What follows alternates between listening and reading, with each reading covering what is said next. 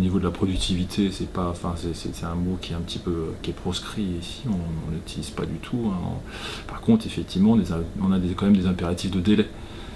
Donc, et de qualité. On se veut absolument d'être considéré vis-à-vis du client comme une entreprise, c'est-à-dire que ça ne pourrait pas être entendu comme une excuse que nous travaillons avec des personnes handicapées. Ça ne serait pas les respecter, ça serait, je dirais, quasiment une insulte de dire « Ah oui, mais on n'est pas dans les délais, mais bon, on est avec des personnes handicapées. » Non. On réagit comme une entreprise normale. C'est-à-dire que le client nous donne un ordre du travail avec un délai, et on respecte le délai. Et c'est comme, il faut travailler comme une entreprise normale. Nous, on a un avantage, c'est qu'il y a 100 personnes ici. Si un client est très pressé, on peut mettre 100 personnes sur le même travail.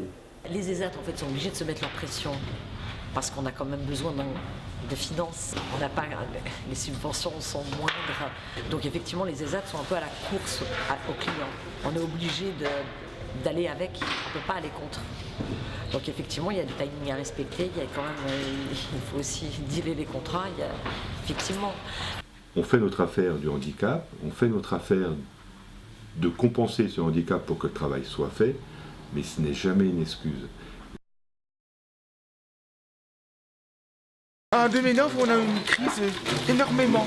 Pendant 3 mois et demi, on n'a pas eu de travail. De janvier à avril. La crise économique.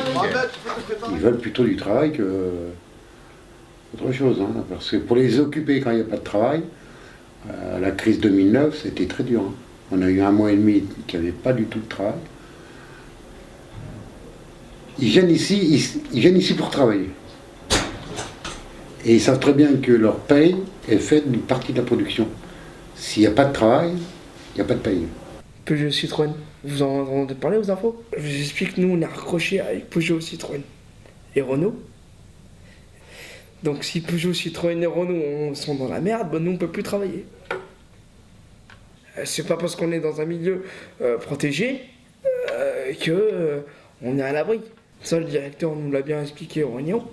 C'est pas parce qu'on est dans un milieu protégé, dans le milieu de handicap, que nous, finalement, on doit être spécial aux autres.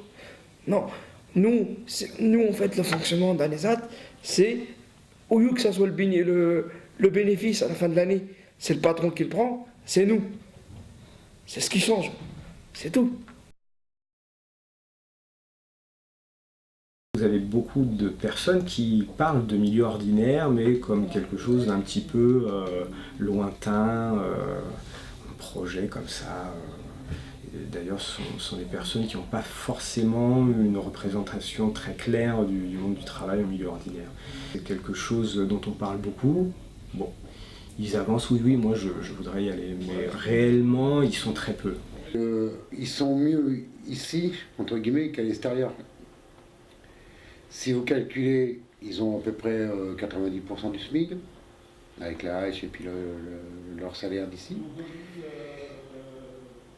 Ils vont en milieu ordinaire, ils ont le SMIC, en gros. Par contre, quand ils vont voir un médecin, parce qu'il ne faut pas oublier qu'ils sont toujours suivis, même s'ils sont à l'extérieur, on leur décompte la journée. Ici, on ne décompte pas. S'ils vont en milieu ordinaire, ils perdent de l'argent. Cette mission-là, que pourraient avoir les ESAT, de faire la promotion du milieu ordinaire,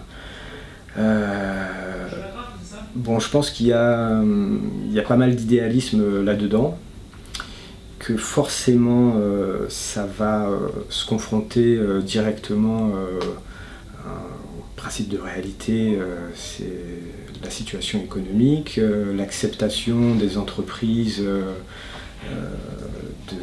de travailler avec les ESAT.